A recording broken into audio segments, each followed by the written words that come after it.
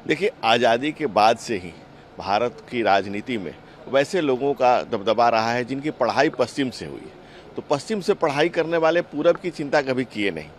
आज भारतीय जनता पार्टी के नेतृत्व में, नरेंद्र मोदी जी के नेतृत्व में भारतीय जनता पार्टी हर प्रदेश का, हर देश के कोने कोने का जिस तरह से विकास कर रही है, जिस तरह से आदरणीय नरेंद्र मोदी लगातार यात्राएं कर रहे हैं, एक एक व्यक्ति का, हर जन का, हर व्यक्ति का सम्मान कर रहे हैं। अरुणीय मधुमेह देश हमारा, जहाँ सूर्योदय होता था वहाँ विकास का उदय कभी हुआ नहीं। जिस तरह से विकास का कमल खिल सूर्योदय हो रहा है, जिस तरह से उसमें कमल का खिलना लाजिम है। ये तय है कि कमल खिलेगा, सूर्योदय, विकास का सूर्योदय जिस तरह से मोदी जी ने पूर्वोत्तर में किया है, उसमें पूरब की जनता, पूरा पश्चिम देश का जिस तरह से कण कण अनुप्राणित हुआ है, जिस तरह से हम हर एक व्यक्ति की कीमत जानते हैं, हर जान की कीमत जानते हैं, हर व्यक्ति को पहचानते हैं, उसके मर्म को, उसके दर्द को, उसकी पीड़ा को, उसके संताप को समझते हैं।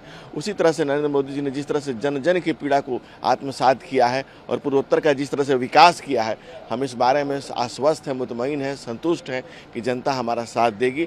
और दोनों राज्यों की आप बात कर रहे हैं, हम तो चुनाव से पहले एक सीट जीत गए, तो आज तो युद्ध के पहले जीत जाना इस बात का संकेत करता है कि जनता हमारे साथ किस तरह से जुड़ी हुई है। और जिस राज्य में हम पहले भी वहाँ सरकारें अलायंस से थी, अभी भी अलायंस से सरकार बनेगी, क्योंकि वहाँ पर सब पार्टियाँ अलग अलग लड़ी थी। अब देखिए, विपक्षी एकता की बात करते हैं, वहाँ जाके तृणमूल कांग्रेस ने कहा Congress means corruption, Congress is the next name of corruption. और वहीं पर जाकर के कांग्रेस ने कहा कि तृणमूल जो है वो वोट कटवा पार्टी है।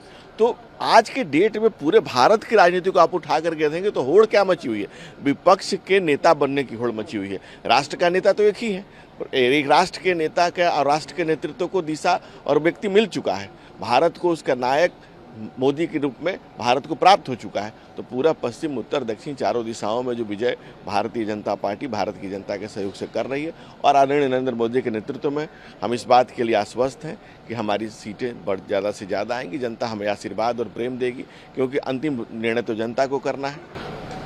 मेघालय का किस प्रकार से देखते हैं, जहाँ त्रिशंकु को सरकार बनने की आशंका है? अभी तक वहाँ पर पूरा रुझान और जो नतीजा वो त्रिशंकु को सरकार की तरफ बन गया। मेघालय भी लय में आएगा जब वहाँ पर सामने सारे रिजल्ट निकल करके आ जाएंगे, तो मेघालय भी राष्ट्रवाद के लय को धारण करेगा। और जिस जाहिर सी बात है, वहाँ जिस तरह से नतीजे आ रहे हैं, अभी इस बात के लिए आश्वस्त हैं, और हम भी इस बात के लिए आश्वस्त हैं कि वहाँ सरकार अलायंस की ही बनेगी।